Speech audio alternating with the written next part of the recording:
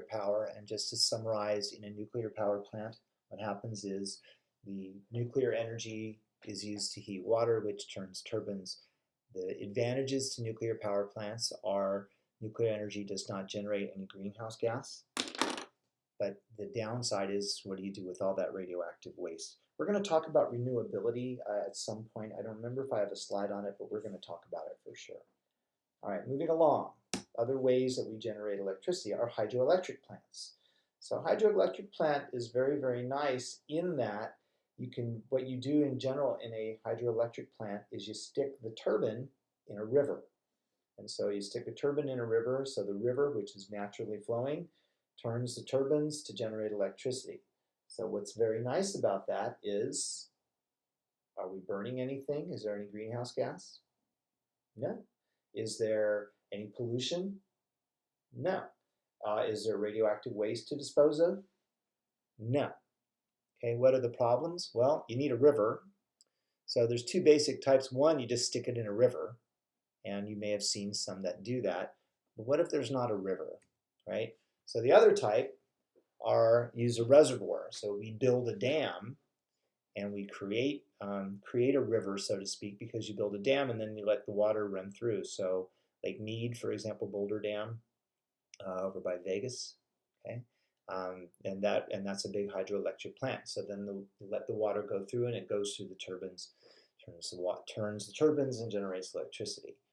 Now, what are some advantages and disadvantages to dams, to build a dam? So I'll let you guys think about that, and then I think we have some stuff on the slides. All right, so advantages. I don't have slides. Oh, I don't have slides. So some advantages are the big thing: no greenhouse gas, right? There's no you're not burning anything. There's none of that. The disadvantage, especially if you're building a dam, is environmental, right? That was a river running through a block of land. When you build a dam, you flood that land, and there were things that were living there. So you definitely have a big environmental impact. And when you look at, if you follow the news, anytime someone talks about building a dam, there's people who are not very happy about it. Environmentalists in general aren't going to want it because it's going to do a lot of damage to habitat and things like that. So there is no way, and we've talked about this a little bit, there's no way that we can generate electricity without having some type of detrimental environmental impact on other organisms, whether they're birds or plants or fish or anything like that. It's just a function of trying to minimize that damage, right? Fossil fuels, have their sets of damages, nuclear power as well. All right, let's move to wind. All right, wind.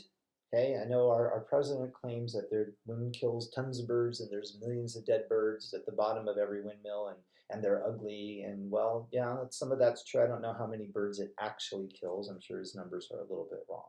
But if you've ever driven out to Palm Springs, Highway 10, you can see a whole field of windmills. So what windmills do, it's basically the same idea as hydroelectric. You're using wind to turn the turbines, all right? So that means you're going to need a lot of wind. So typically for wind power, you need wind. And so if that corridor where the Interstate 10 goes into Palm Springs is always very windy. So you need windmills where there's a lot of wind, all right? And that's pretty much how they work. You need a lot of windmills, so it actually looks like a wind. They call them wind farms. Okay, you can have one or two if you're just doing a small amount of energy. But if we're looking at moving away from fossil fuels, and we are looking at moving away from fossil fuels, not only as a country, but as a world. Fossil fuels are kind of last century's fuel. That means these other types of energy, we need to get better at it. We need to do them better. And we need to really explore all the opportunities. Again, what's the environmental impact? Well, windmills, you can see them, and they're certainly not as pretty as a big green field. They do, birds do run into them occasionally.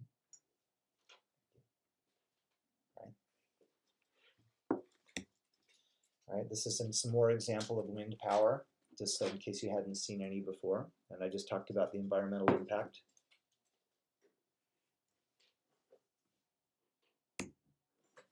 All right, solar Solar in the 70s was the next big thing, but it was very expensive and very inefficient. So solar now is much more efficient.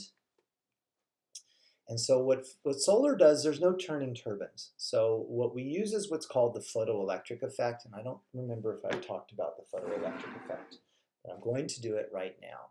The photoelectric effect, this is what Einstein won the Nobel Prize for. He did not win the Nobel Prize for relativity. Most people think he did, but he did not. The photoelectric effect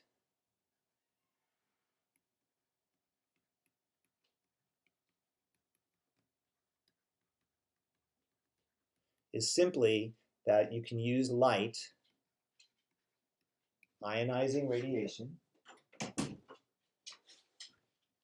can remove electrons. We'll just say knock electrons off of an atom.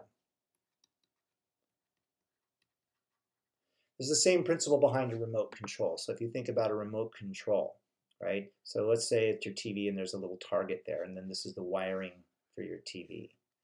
And then I take my remote, here's my remote, and I push the little buttons, and the remote gives off electromagnetic radiation, typically radio frequency or infrared. And what it does is it can knock an electron off. Now when it knocks an electron off, what it leaves behind is a little positively charged hole. And that positively charged hole takes electrons that are in this wire and moves them there. Now you have electrons moving through a wire. That's electricity. Depending on the type of atom, it's easier or less easy to knock electrons off. We've talked about that in terms of the periodic table. So remember, elements on the right side of the periodic table hold on to electrons much better than atoms on the left side. Right? So typically they use things like silicon. They use actually molecules more than atoms, like silicon dioxide, things like that. All right. But that's how solar power works. And of course, the sun is not going anywhere. And actually, it is, but when it goes, it's taking us with it. So it's basically infinite as far as we're concerned. All right. For a long time, they were very expensive and wouldn't work at night. Of course, they don't work at night or in bad weather, so you need a sunny day. So making a solar farm out in the desert is a great idea. Okay. One of the big issues with solar has been, well, first of all, it's very expensive, but now there's all sorts of subsidies that the government will knock off like 30% of the price. You can get some of the money back from putting it on your roof, that type of thing. So the prices are coming down and the efficiencies are going up. The newer technology is battery technology. So for a long, long time, the problem with solar is, well, what do you do at night? You can't generate it, and storing large amounts of electricity just doesn't work very well. But there's been more and more battery technology, and even now, I just purchased solar for my house about a year ago, and they did say, do you want to buy the battery? But the batteries are still a bit expensive. But you can literally buy a battery, just like the battery in your cell phone, right, which can be recharged and recharged and recharged. So the idea now is if we can get battery technology to be affordable and actually store large amounts of solar energy, then you can actually get enough to power a city for a day. And I think I have a reading assignment on this. But the battery technology is the up-and-coming technology, and it's getting better and better. But if you think about it, to run a city for 3 days, say, you need a huge amount of electricity. Having that much storage capacity for batteries is just not there yet, but it's what people are working on. All right. This is a picture of a solar farm. Another place you can see one if you drive up the 395, like on your way up to Mammoth, just before you get into the Eastern Sierras, there's a big solar farm. What's the environmental impact of solar farms? I think about that for a minute. So a solar farm, again, what was on that land before? You got all those mirrors and reflectors and solar panels. There were things that lived there, right? So you're taking up their space. There's been some data that it kind of screws up birds' navigation a little bit, so it does have some effect on birds. But again, there's an environmental impact. But some advantages, there's no greenhouse gas, right? There is an argument that to manufacture the solar panels, uses a lot of greenhouse gas. I haven't done the math on that, but again, you kind of have to look at, well, okay, so I use X amount to make the panel, but then the panel is going to save me way more than that. So it's still much a better idea, right? There's no, like I said, no greenhouse gas, not really serious pollution going up into the air, and the technology is getting better and better. The ability to store it is getting better and better. I'm going to do one more, make a one more video after this. So timeout.